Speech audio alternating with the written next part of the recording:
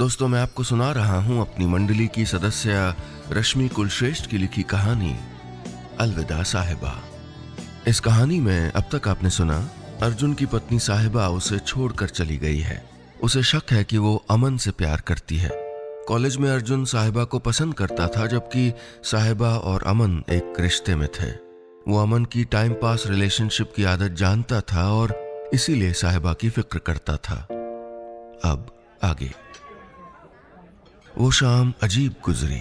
घर पर अमन मेरी निगाहों के सामने था और मुझे उसके साथ बैठी साहिबा भी दिख रही थी, वैसी ही हंसती हुई। धीरे धीरे उसकी हंसी गायब होने लगी, होंठ झुकने लगे, आंखें नम होने लगी।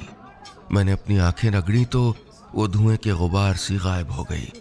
उफ, ये मेरा डर था, डर के कहीं अमन उसके साथ कुछ गलत न करे, साहिबा टूट न जाए, कमजोर न पड़ जाए। हम अक्सर कमजोर दीवार के लिए एक सहारा बनाते हैं। मैंने खुद को वो सहारा बना लिया था उसके लिए। मैं अब ज्यादातर समय उन दोनों के साथ ही गुजारने लगा। वो कैंटीन में होते तो मैं आई जॉइन यू कहकर वहीं बैठ जाता। कभी साहिबा को उलाहने देता कि मेरा दोस्त हड़प लिया। कभी उनके साथ कोई फ्यूचर प्लान बनाकर सोच देता तो साहिबा खुश होकर थैंक यू अर्जुन कहती तो तसल्ली होती उसके चेहरे पर सुकून देखकर। उस दौर को वक्त कितना गुजरा होगा याद नहीं। याद तो था बस इतना कि अब अमन की निगाहें हटने लगी थी उससे। दोस्तों, उम्मीद है आपको कहानी पसंद आ रही होगी। इस सेगमेंट के एंड में ऊपर एक विंडो दिखेगी जिसको दबाकर आप सीधे अगला सेगमेंट सुन सकते हैं। और हाँ, अगर अपनी बात मुझ तक पहुंचाना चाहते हैं तो फेसबुक या इंस्टाग्राम पर हमारे ऑफिशियल पेज पर आइए, यूट्यूब पर हमारे ऑफिशियल चैनल पर आइए। तीनों जगह आप टाइप करिएगा नीलेश मिश्रा, NEELESH MISRA। साथ में वेरिफिकेशन का ब्लू टिक भी मिलेगा, जिससे आप जान पाएंगे कि यही असली पेज या चैनल है। और हाँ, अगर आप ट्विटर पर हैं तो मेरा हैंडल है नीलेश मिश्रा। उस पर भी आपको वेरिफिकेशन का ब्लू टिक मिलेगा ताकि आप सही पते पर आएं। चलिए आगे बढ़ाता हूं कहानी। सुन, साहिबा तुझसे पूछे कि कल मैं तेरे साथ था तो हाँ बोल देना यार। एक रोज अमन सिर्फ यही कहने आया था मेरे पास। तू सीरियस नहीं उसके लिए? मैंने पूछा था और उसने लापरवाही से जवाब दिया था, हम अच्छे दोस्त हैं।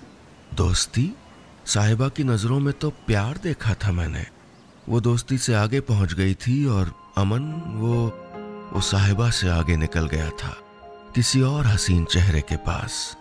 वो दिन भर गायब रहता और साहिबा उसका इंतजार करती रहती। एक रोज कॉलेज की सीढ़ियों पर मेरे साथ बैठी साहिबा अमन के इंतजार में थी।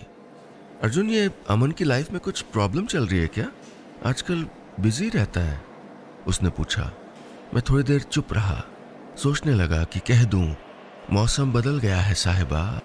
अमन अपना लिबास बदल चुका है, अब तुम्हारी जगह कोई और है। लेकिन मैंने कहा, तुम अपना ध्यान पढ़ाई में लगाओ, ये दोस्ती यारी में कुछ नहीं रखा है। कहते हुए वो सीढ़ी के फर्श पर गोल गोल अंगूठा रगड़ने लगी। जो फंदे उसके दिमाग में उलझ रहे थे उन्हें उकेरने लगी। कुछ सोचते हुए बोली, पहले भी समझा सकते थे ना ये बात? पहले कहता तो तुम मान लेती? पूछते हुए मैंने उसको देखा। भवों के बीच की दो लकीरें गहराने लगीं, आंखों के किनारे नम हो गए। कौन जाने इस तकलीफ से बच भी जाती? कहते हुए आवाज कांप गई, हवा में फड़फड़ाती किसी चिट की तरह, बहुत देर तक। तभी कमरे में कोई हलचल हुई या जाने ये अतीत के दर्द की सिहरन थी। किताब मेरे चेहरे से सरक कर जमीन पर गिर गई। मैं वापस आज में था, उसी रूखी रात में।